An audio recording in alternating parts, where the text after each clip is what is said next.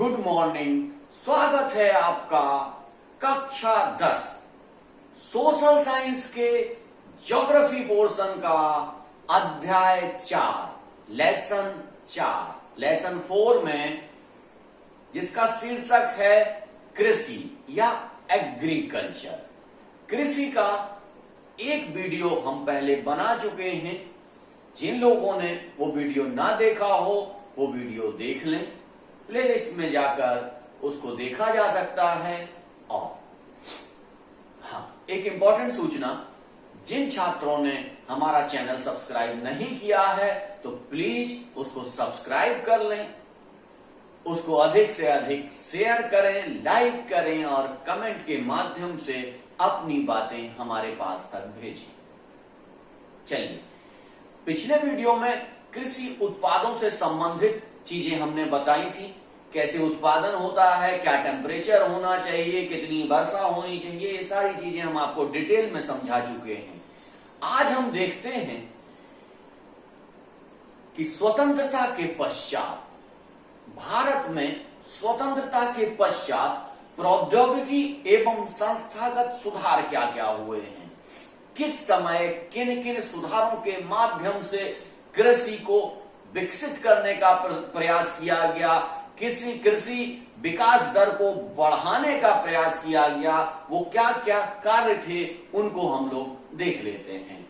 सबसे पहले देखते हैं संस्थागत सुधार, यानी कि सरकार के द्वारा जो सुधार का प्रोग्राम चलाए गए वो कौन कौन से थे। इसमें सबसे पहले हम लोग देखते हैं चकबंदी, दूसरा है सहकारिता, तीसरा है जमींदारी प्रथा की समाप्ति। अंग्रेजों के काल से जो जमींदारी प्रथा चली आ रही थी उस जमींदारी प्रथा की समाप्ति कर दी गई। अब देख लेते हैं कि ये चकबंदी क्या है। स्वतंत्रता के पश्चात सबसे पहला कृषि सुधार के रूप में देखा गया चकबंदी, या भूमि सुधार के रूप में देखा गया चकबंदी। चकबंदी में कई लोगों को, एक ही व्यक्ति के छोटे छोटे खेत कई जगह पे पाए जाते थे।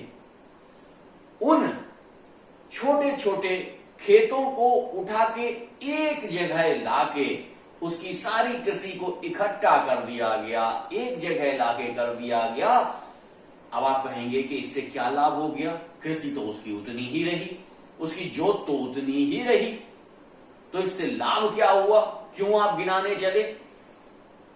जैसे एक खेत एक गांव में है, दूसरा खेत गांव के दूसरे छोर पर है, तीसरा खेत गांव के तीसरे छोर पर है। व्यक्ति पहले एक खेत पे जाएगा, फिर दूसरे पे जाएगा, फिर तीसरे पे जाएगा। पहले वाले पे जहां छोड़ के आया है वहां नुकसान हो जाएगा, कोई ना कोई स्थितियां ऐसी उत्पन्न हो जाएंगी, पशु घुस जाएंगे, उसकी फसल चढ़ जाएंगे। लेकिन यदि सारी की सारी कृषि उसको एक ही जगह पर मिल जाती है तो वो एक जगह पर रहकर, उस खेत पर रहकर अपनी संपूर्ण कृषि की देखभाल कर सकता है। इसलिए इस चकबंदी नामक योजना को बड़े क्रांतिकारी रूप में लिया गया और बड़े ही क्रांतिकारी परिवर्तन इसके आपके सामने आए। दूसरा है सहकारिता, यानी मिलजुल कर कार्य करने की पद्धति। जैसे आप देखते हैं गांव में एक सहकारी बैंक होता है, जिसमें कि गांव के लोग ही कुछ अंशदान देकर शेयर होल्डर बन जाते हैं उसके, और उन शेयर होल्डर्स की जो जमा पूंजी होती है वही पूंजी गांव के लोगों में बांट दी जाती है। उस पर जो ब्याज मिलता है उसे लाभांश के रूप में उन शेयर होल्डर्स को दिया जाता है। इसको क्या कहा गया? सहकारिता, यानी कि सहयोग। एक दूसरे के सहयोग से ही, जिसके पास ज्यादा पैसा है वो अपना पैसा कम, जिसको आवश्यकता है उसको प्रदान कर देता है, जिससे कि ज्यादा पैसे वाले को ब्याज भी मिल जाता है, लाभांश भी मिल जाता है और कम पैसे वाले का काम भी चल जाता है। ऐसी स्थितियों में सरकार ने नवीन से नवीन योजनाएं बनाकर स्वतंत्रता के पश्चात पेश की। इसमें सबसे महत्वपूर्ण है जमींदारी प्रथा। जमींदारी प्रथा में क्या होता था, एक बहुत बड़ा जमींदार होता था जिसका उस जमीन पर अधिकार होता था। वो खेती करने के लिए लोगों को खेत दिया करता था, उनसे लगान वसूल किया करता था। लगान फिल्म आपने देखी होगी, देखी है ना सर, सब लोगों ने। लगान फिल्म जैसे आपने देखी है कि एक लगान के लिए वो कितना जान जोखिम में डालते हैं, वही पद्धति है ये लगान की। तो ये जमींदारी प्रथा को समाप्त कर दिया गया। सभी लोगों को कुछ न कुछ खेती के रूप में प्राप्त हुआ। और हाँ, चकबंदी में एक स्थिति ये भी है कि जमीन की सीमा निर्धारित कर दी गई कि इतने से ज्यादा 18 एकड़ से ज्यादा दो फसली और सिंचित जमीन एक व्यक्ति के पास नहीं होगी। यदि उसके पास उससे ज्यादा है तो वो उससे ले ली जाएगी और गरीब लोगों में बांट दी जाएगी। तो उन गरीब लोगों को जिनके पास कृषि नहीं है उनको खेती भी मिल जाती है और राष्ट्र के लिए पैदावार भी बढ़ जाती है। ऐसे बहुत सारे सुधार किए गए प्रथम पंचवर्षीय योजना में। प्रथम पंचवर्षीय योजना से ही ये सारी चीजें प्रारंभ कर दी गई थी। लेकिन ये जो चीजें प्रारंभ तो हो गई थी, लेकिन इन्होंने गति नहीं पकड़ पाई थी। इनकी गति जाके मिलती है 60 और 70 के दशक में, जब हरित क्रांति और श्वेत क्रांति के माध्यम से कृषि सुधारों को लागू किया गया। हरित क्रांति क्या है, आप जानते हैं हरित क्रांति क्या है? हरित क्रांति, एक समय पर भारत में खाने के लिए खाद्यान्न उपलब्ध नहीं होता था, तो इंदिरा जी ने अपने वैज्ञानिकों से कहा कि कैसे भी करिए, कैसे भी बीज उपलब्ध करवाइए, कैसी भी टेक्नोलॉजी का प्रयोग करिए, प्रौद्योगिकी के माध्यम से हमें इतना अन्न उत्पादन करके दीजिए जिससे कि हमें खाद्यान्न के लिए किसी अन्य देश के सामने हाथ ना फैलाना पड़े। इसको कहा गया हरित क्रांति। हरित क्रांति मूलतः पंजाब, हरियाणा, पश्चिमी उत्तर प्रदेश, मध्य प्रदेश जैसे राज्यों में सबसे ज्यादा सफल हुई। और आज की स्थिति में हम अपने खाद्यान्न का निर्यात करने की स्थिति में आ गए हैं। अब हमें किसी से लेना नहीं पड़ता है, हम खाद्यान्न को निर्यात भी कर देते हैं। ऐसा नहीं है कि हमेशा करते हैं, कभी कभी करते हैं, लेकिन आज हमें अपने खाद्यान्न के लिए दूसरे देशों पर निर्भर नहीं रहना पड़ता है। ये सुधार कुछ क्षेत्रों तक सीमित थे। ये सुधार जो हो रहे थे प्रारंभिक अवस्था में थे और कुछ क्षेत्रों तक सीमित थे। इन सुधारों से भी जब कृषि में बहुत तेजी से विकास नहीं हुआ या उन स्थितियों को प्राप्त नहीं कर पा रहे थे जिन स्थितियों की कल्पना की गई थी, तो पुनः 1980 और 90 के दशक में कृषि के क्षेत्र में बड़े क्रांतिकारी परिवर्तन किए गए। कृषि के क्षेत्र में संस्थागत जो सुधार किए गए उनमें सबसे पहला था बाढ़, सूखा, चक्रवात, आग और बीमारी के द्वारा फसलों में जो बीमारियां लग जाती हैं, फसलों में जो कीड़े लग जाते हैं, उनके माध्यम से यदि फसल खराब हो जाती है तो किसान को फसल बीमा योजना का प्रावधान किया गया। यानी कि यदि लगी हुई फसल 3 महीने 4 महीने की मेहनत और लागत लगाने के पश्चात किसी कारण से खराब हो जाती है तो किसान बीमा योजना के अंतर्गत उस किसान को मुआवजा मिलता है उस फसल का, यानी कि फसल का बीमा प्रारंभ कर दिया गया। यदि फसल नष्ट हो जाती है, आपने जीवन बीमा देखा होगा कि जीवन बीमा जो व्यक्ति करा लेता है, यदि किसी अनहोनी हो जाती है तो उसके परिवार को बीमा कंपनी उतना धन एक मुश्त अदा करती है।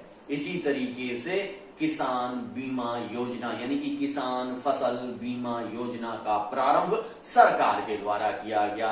इसमें बहुत थोड़ा सा प्रीमियम किसान को देना पड़ता है और किसान की फसल किस किस चीज से, सूखा से, बाढ़ से, चक्रवात से, आग से और फसलों की बीमारियों से यदि खराब होती है तो उसका मुआवजा वो बीमा कंपनियां किसान को देंगी, जिससे किसान को हानि नहीं होती है। इसमें एक नया प्रावधान और किया गया कि किसानों को कम ब्याज पर सहकारी बैंकों के द्वारा ऋण उपलब्ध करवाया गया। हमने वहां सहकारिता आपको पहले बताई थी, सहकारिता आपने देख ली, लेकिन अब क्या कर रहे हैं, सहकारिता में कम ब्याज पर ऋण उपलब्ध कराना। यानी कि अब आप देखिए क्या स्थिति हो रही है, बैंक को तो ब्याज उतना चाहिए ही, अपने शेयर होल्डर्स को देने के लिए उतना ब्याज चाहिए ही, और अपने बैंक को चलाने के लिए ब्याज उन्होंने एक निर्धारित कर लिया है, तो उनको उतना ब्याज चाहिए। लेकिन सरकार उनको ये एक समझौता करती है बैंक से कि आपके ब्याज की जितना भी नुकसान होगा उसकी भरपाई सरकार आपको करेगी, लेकिन आप किसानों को क्या करेंगे, कम ब्याज पर ऋण उपलब्ध कराएंगे। 4% और 3% की दर से किसानों को इस समय ऋण उपलब्ध है। सारे राष्ट्रीयकृत बैंक किसान क्रेडिट कार्ड के माध्यम से, केसीसी के माध्यम से किसानों को ऋण उपलब्ध करा रहे हैं। और कई बार तो ऐसा भी होता है कि किसान की फसल समाप्त हो जाती है, फसल खत्म हो जाती है, तो उसमें वो जितना उन्होंने ऋण लिया है वो लगभग ऋण समाप्त हो जाता है, खत्म माना जाता है। ऐसी भी स्थितियां आती हैं। मेरे ही घर में मेरी माताजी को एक बार 90% सब्सिडी मिली थी, ब्याज में सब्सिडी नहीं, जो ऋण लिया था उस ऋण में 90% की सब्सिडी मिली थी। तो सोचिए 1 लाख रुपए का ऋण लिया था, 10,000 रुपए वापस करने पड़े, 90,000 रुपए फसल खराब होने के कारण उनको नहीं देने पड़े। तो सोचिए किसान के लिए सरकार ने कितने अधिक संस्थागत सुधार किए हुए हैं। इन संस्थागत सुधारों के माध्यम से ऋण जो उपलब्ध होता है, ग्रामीण क्षेत्रों में ग्रामीण बैंकों, सहकारी बैंकों की स्थापना इसमें सम्मिलित की गई है। होता क्या था, बहुत दूर दूर बैंकें होती थी, किसान जा नहीं पाते थे, जागरूकता की कमी थी, यातायात के साधनों की कमी थी, जिससे वो मान लीजिए 60 किलोमीटर दूर मुख्यालय है और मुख्यालय पर जाकर उन्हें ऋण लेना है, तो बेचारे वो 60 किलोमीटर तक यातायात के साधनों के अभाव में और जानकारी के अभाव में वो जा ही नहीं पाते थे। जब जा नहीं पाते थे, पहुंच नहीं पाते थे, तो जो वाकई जिनको आवश्यकता है उनको ऋण नहीं मिल पाता था। तब सरकार ने सोचा गांव गांव में सहकारी बैंकों की स्थापना की गई, गांव गांव में ग्रामीण बैंकों की स्थापना की गई। अब किसान को कहीं ज्यादा दूर नहीं जाना है, अपने ही गांव की ग्रामीण बैंक में, सहकारी बैंक में, सहकारी बैंकों के अंदर एक मिनी बैंक करके व्यवस्था बना दी गई है। उस मिनी बैंक में जाकर आपको अपना ऋण ले लेना है, आपको अपना पैसा ले लेना है, जो बहुत ही कम ब्याज दर पर आपको उपलब्ध होता है। और यदि इसके पश्चात भी आपकी फसल समाप्त हो जाती है, खराब हो जाती है, जल जाती है, उसमें कोई दुर्घटना हो जाती है, तो आपको की फसल का बीमा होता है और बीमा के माध्यम से आपको वो सारा पैसा उपलब्ध कराया जाता है। ऐसी संस्थागत सुधारों के माध्यम से बहुत सारी कृषि की समस्याओं को दूर किया गया। इन्हीं सारी चीजों के चलते हुए भारत सरकार ने किसान क्रेडिट कार्ड तो जारी किया ही, एक और चीज प्रारंभ कर दी कि व्यक्तिगत दुर्घटना बीमा योजना भी प्रारंभ कर दी कि किसान का यदि कोई दुर्घटना हो जाती है उसके साथ तो किसान को बीमित कर दिया गया है, किसान का स्वयं का बीमा कर दिया गया। फसल का तो बीमा था ही, किसान का अपना बीमा भी कर दिया है, जिसके माध्यम से अगर किसान को कुछ होता है तब भी परिवार को मिलेगा, और किसान की फसल को कुछ नुकसान होता है तब भी किसान को पैसा मिलेगा। इसके लिए किसान को बहुत सारी सुविधाएं उपलब्ध कराई जा रही हैं, उन्हें ज्ञान दिया जा रहा है, उन्हें नई टेक्नोलॉजी के बारे में बताया जा रहा है। एक चीज और, जैसे कि हमको मालूम है कि हमारी फसल आज कटने वाली है, आज हमको मजदूर नहीं मिले तो हमने क्या किया, फसल को कल के लिए टाल दिया। कल मजदूर नहीं मिले, हमने फसल को परसों के लिए टाल दिया। अब कल और परसों के बारे में हमें जानकारी नहीं है कि क्या स्थितियां हो रही हैं, और कल और परसों में पानी बरस गया, फसल खराब हो गई तो अब क्या करेंगे किसान? इसके लिए सरकार ने उन्हें जानकारी देने के लिए बहुत सारे साधन भी उपलब्ध कराए। कौन कौन से साधन हैं? पहले तो मौसम की जानकारी देने के लिए मौसम के बुलेटिन हर रेडियो और टीवी पर उपलब्ध कराए। दूसरा, आज जैसे वो हम आपको बता रहे थे 80 से 90 के दशक में, 90 से 2000 के दशक में, लेकिन आज जब हम 2020 में बैठे हैं तब किसानों के पास इंटरनेट उपलब्ध है। डे टू डे, घंटे टू घंटे का उनको मौसम की जानकारी हो जाती है। वो तुरंत अपने मोबाइल में नेट जैसे ही खोलते हैं और मौसम विभाग पे मौसम को क्लिक करते हैं तो नेट उनको बता देता है कि 11 बजे हल्की बारिश होगी, 12 बजे तेज बारिश होगी, 1 बजे तेज आंधी आएगी। इस तरीके से डे टू डे, घंटे टू घंटे उनको सारी जानकारियां उपलब्ध हो रही हैं, जिससे वो अपनी फसल को भी बचा लेते हैं और अपने आप को भी दुर्घटना से बचा लेते हैं।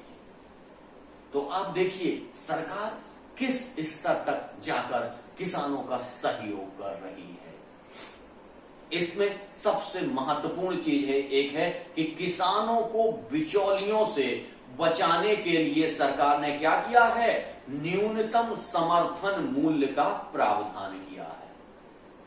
अब क्या है ये न्यूनतम समर्थन मूल्य, ये समझ लीजिए आप। सरकार ने कहा कि प्रत्येक साल फसल के समय पर सरकार प्रत्येक फसल का न्यूनतम समर्थन मूल्य जारी करती है और कहती है कि इस दाम पर यदि आपकी फसल बाजार में नहीं बिकती है तो आप इस दाम में सरकार को अपनी फसल बेच दीजिए। सरकार के अपने क्रय केंद्र खोले जाते हैं, उन क्रय केंद्रों पर जाकर किसान अपने उत्पादन को बेच सकता है और बेचता है, जिसमें कि बिचौलिए आप समझ रहे हैं, किसान और सरकार के बीच की कड़ी, वो बिचौलिए, वो दलाल, वो छोटे व्यापारी जो किसानों के लिए शोषण का कारण बन गए थे, जो अपना लाभ कमाने के लिए किसानों का शोषण करते थे और किसानों के फसल के समय दाम को नीचे कर दिया जाता था, और जैसे ही उन्हें लगता था कि किसान की सारी फसलें उनके पास आ गई हैं, उसके बाद उनका रेट बढ़ जाता था। तो इसमें जो लाभ होता था वो बिचौलिया खा जाता था, किसानों को उतना लाभ प्राप्त नहीं हो पाता था। आज सरकार ने क्या किया है, न्यूनतम समर्थन मूल्य की घोषणा कर दी है। न्यूनतम समर्थन मूल्य से नीचे यदि मार्केट चल रहा है, बाजार चल रहा है, तो आपको बाजार में जाने की आवश्यकता नहीं है। आप सीधे सरकार के विक्रय केंद्रों पर जाकर वहां अपनी फसल को बेच सकते हैं। तो आपको समझ में आ गया ना कि न्यूनतम समर्थन मूल्य क्या है। चलिए कुछ साल पीछे चलते हैं। भूदान और ग्रामदान आंदोलन। स्वतंत्रता के पश्चात आचार्य विनोबा भावे और उनसे जुड़े हुए बहुत सारे लोगों ने एक आंदोलन चलाया जिसको कहा गया भूदान और ग्रामदान आंदोलन। भूदान आंदोलन में क्या कहा गया कि जिसके पास जितनी अधिक खेती है उस खेती को वो संभाल नहीं पा रहा है तो वो क्या करेगा, भूदान कर देगा, अपनी जमीन को दान कर देगा, वो सरकार को दान कर देगा, अपने ग्राम को दान कर देगा। ऐसे आंदोलन से बहुत सारी जगह दक्षिण भारत में तो एक जमींदार ने अपनी 100 एकड़ जमीन दान कर दी थी। 100 एकड़, 1-2 एकड़ नहीं, 100 एकड़ जमीन।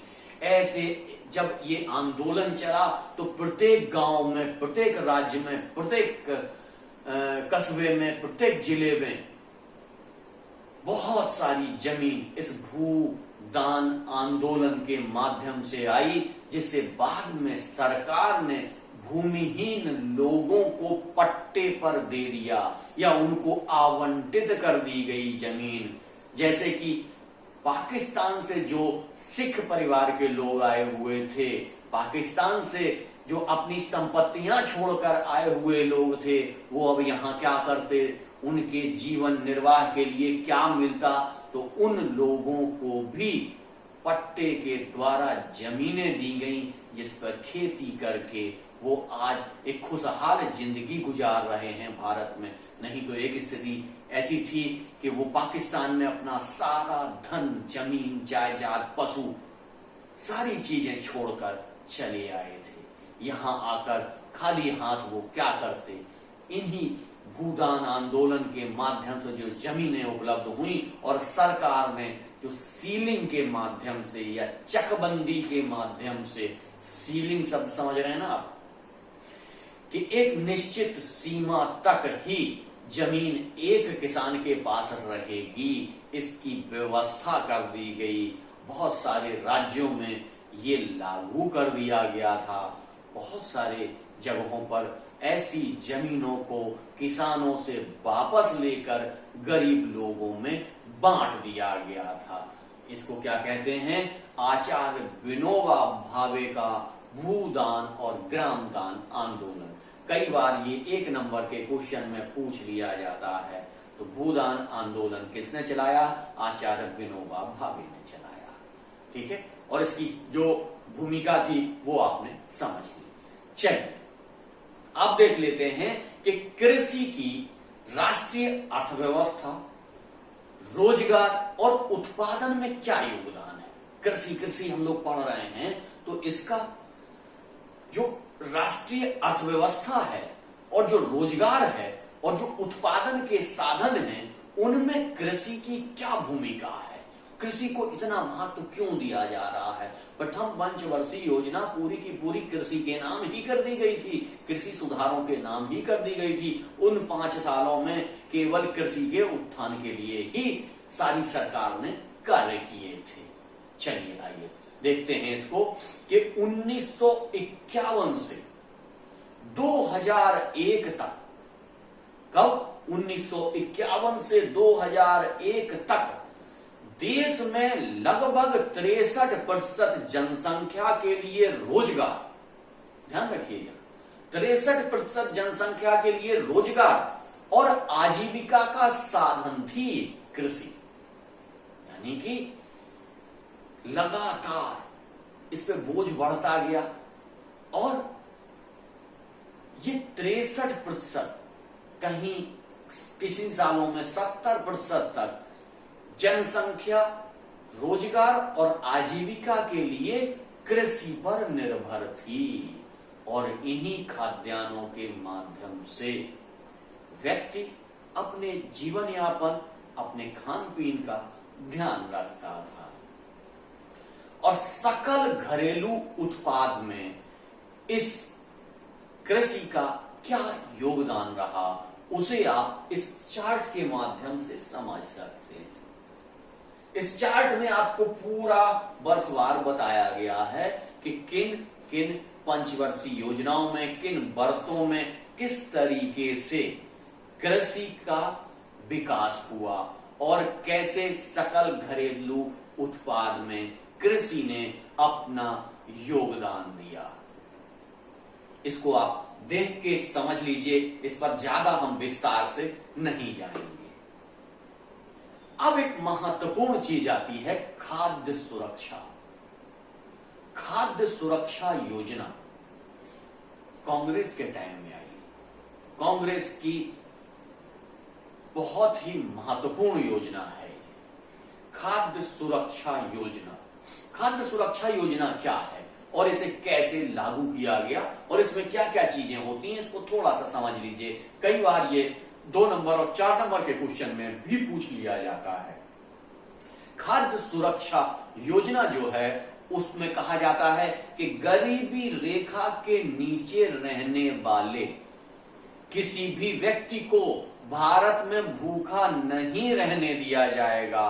उसके लिए सरकार अन्न उपलब्ध करवाएगी, अन्न बहुत कम कीमत पर उपलब्ध करवाएगी। अब आप समझ रहे हैं क्या हो रहा है। किसानों से सरकार ने महंगे दामों पर, कौन से दामों पर, न्यूनतम समर्थन मूल्य, यानी कि न्यूनतम समर्थन मूल्य दिया सरकार ने कि किसानों को घाटा ना हो। यानी कि किसानों ने जो उत्पादन किया उसमें जो उत्पादन लागत थी, जो उनका अपना श्रम था, उनका यातायात की जो चीजें थी, वो सब मिला के कैलकुलेट करके देखा गया कि उनको कुछ मिल जाए, इसलिए न्यूनतम समर्थन मूल्य की घोषणा की गई।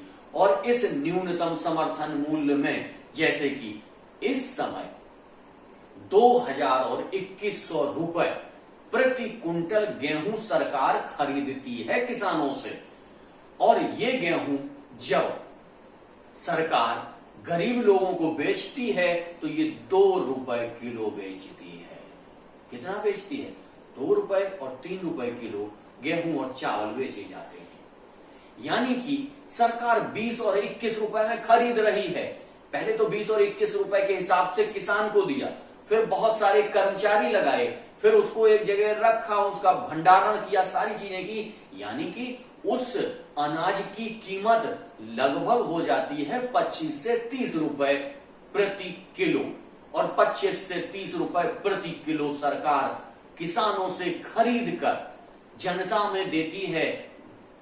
गरीबी रेखा के नीचे रहने वाले लोगों को जब वो वितरित किया जाता है तब उसका मूल्य होता है 2 रुपए और 3 रुपए किलो। सोचिए आप, हम अपनी खाद्य सुरक्षा योजना या खाद्य सुरक्षा गारंटी योजना के हिसाब से ऐसा कार्य करते हैं। इस कार्य में हम 2 तरीके से भाग लेते हैं, यानी कि सरकार 2 तरीके से भाग लेती है। एक तो न्यूनतम समर्थन मूल्य के माध्यम से जो फसल खरीदी गई उसका एक बफर स्टॉक बनाया जाता है। सबसे नंबर 1 पे क्या है? बफर, एक स्टॉक बना लिया जाता है, बहुत सारा स्टॉक कर लिया जाता है, और वो जब स्टॉक करने के पश्चात उसे वितरित किया जाता है। किस प्रणाली से किया जाता है? ध्यान रखिएगा, 1 नंबर के क्वेश्चन में आएगा ये, सार्वजनिक वितरण प्रणाली, पीडीएस। पीडीएस के माध्यम से, जिसको कहा जाता है सार्वजनिक वितरण प्रणाली। सार्वजनिक वितरण प्रणाली के अनुसार गरीब लोगों को ये खाद्यान्न बहुत कम दामों पर उपलब्ध कराया जाता है। इस योजना को खाद्य सुरक्षा योजना कहा जाता है। ठीक है, खाद्य सुरक्षा योजना या गारंटी योजना में इससे ज्यादा जानने की आपको आवश्यकता नहीं है। अब चलते हैं कि वैश्वीकरण के पश्चात ग्लोबलाइजेशन, आपने पढ़ा होगा, कई बार निबंधों में भी लिखने के लिए आता है। ग्लोबलाइजेशन है क्या? ग्लोबलाइजेशन का अर्थ ये हुआ संचार माध्यम और यातायात के माध्यमों के विकास के पश्चात आज दुनिया क्या हो गई है? एक ग्राम में परिवर्तित हो गई है। समझ रहे हैं ना? एक ग्राम की कल्पना कीजिए, एक ग्राम की कल्पना कीजिए, एक गांव, छोटा सा गांव है, उस गांव की कल्पना कीजिए कि वो गांव कैसा है। गांव में हम किसी को भी छत पर चढ़कर आवाज लगा देते हैं, अरे राजू यहां आके जरा ये काम देख लो। ठीक है, तो वो व्यक्ति आपकी आवाज सुनता है और आके वो काम कर देता है। आज सारा विश्व इसी में परिवर्तित हो गया है। हम फोन उठाते हैं, अमेरिका फोन कर देते हैं, भैया फला, या हमको जो काम है वो फोन किया और बता दिया। ये वही सिस्टम तो हो रहा है कि हमने आवाज लगाई, यहां हम आवाज लगा रहे हैं, यहां हम अमेरिका फोन कर ले रहे हैं। आवाज लगाने में और फोन करने में लगभग बराबर स्थिति है। और यातायात के साधन इतने तेज हो गए हैं कि पहले हम लोग पानी के जहाज से जाते थे, महीनों गुजर जाते थे लेकिन नहीं पहुंच पाते थे। अब हजारों किलोमीटर की दूरी आप 2, 4, 5 घंटे में कवर कर लेते हैं और हजारों किलोमीटर दूर चले जाते हैं। यानी कि बहुत सारी स्थितियां ऐसी हो गई हैं कि अगर आपको काम के लिए, बहुत सारे लोग तो डेली गुजरात से, अहमदाबाद से मुंबई आते हैं काम करने और काम करके मुंबई से वापस अहमदाबाद चले जाते हैं। उनके लिए बुलेट ट्रेन की व्यवस्था कर रहे हैं मोदी जी, बुलेट ट्रेन चलाई जा रही है उनके लिए। तो ये स्थितियां ग्लोबलाइजेशन के पश्चात बनी। अब ग्लोबलाइजेशन के पश्चात लोगों ने विदेशों में, या कह लीजिए विकसित देश कैसे खेती कर रहे हैं, क्या स्थितियां बन रही हैं, जीन प्रौद्योगिकी के माध्यम से अपने बीजों को उन्नत किया गया और इन उन्नत बीजों के माध्यम से अपनी कृषि में क्रांतिकारी सुधार लाए गए, क्रांतिकारी प्रगति हुई। ये प्रगति कहां से हुई? हरित क्रांति, श्वेत क्रांति, नीली क्रांति, पीली क्रांति। देखिए छोटे क्लासेस में आपको ये सारा पढ़ाया जा चुका है, तो आप बताएंगे कि नीली क्रांति किससे संबंधित है, श्वेत क्रांति किससे संबंधित है, भूरी क्रांति किससे संबंधित है, पीली क्रांति किससे संबंधित है। ये सारा कमेंट सेक्शन में आप आके हमको बताएंगे, ठीक है। तो इन सब क्रांतियों के माध्यम से हमारे देश में बहुत सारे अन्न का उत्पादन हुआ। इस अन्न के उत्पादन में लेकिन आज भी स्थितियां क्या हैं? हम उन विकसित राष्ट्रों से अभी कंपटीशन नहीं कर पा रहे हैं, क्योंकि भारत में एक बहुत बड़ी जनसंख्या बहुत कम जमीन पर आश्रित है। तो जोत क्या हो रही है? छोटी हो रही है। जनसंख्या ज्यादा उस जमीन पर आश्रित हो रही है, तो इस छोटी होती हुई जोतों में उतना अच्छा लाभ हम प्राप्त नहीं कर पा रहे हैं। और इस ग्लोबलाइजेशन के कारण हमने कई सिंथेटिक चीजें, रासायनिक खादें प्रयोग करके अधिक से अधिक उत्पादन करने का प्रयास किया है, जिससे पर्यावरण संतुलन बिगड़ रहा है, बहुत सारे रोग पैदा हो रहे हैं, बहुत सारी स्थितियां बदल रही हैं। तो इन सब चीजों से बचाव के लिए और इन सब चीजों के सुधार के लिए इस समय सरकार बहुत सारे कार्य कर रही है। लेकिन आपको इस चैप्टर में इससे ज्यादा जानने की आवश्यकता नहीं है। हाँ, यदि किन्हीं छात्रों ने हमारे चैनल को सब्सक्राइब नहीं किया है तो इसको सब्सक्राइब कर लीजिए, इसको शेयर करिए, लाइक करिए और कमेंट के माध्यम से हमको बताइए कि आपको और क्या क्या चीजों की आवश्यकता है। धन्यवाद।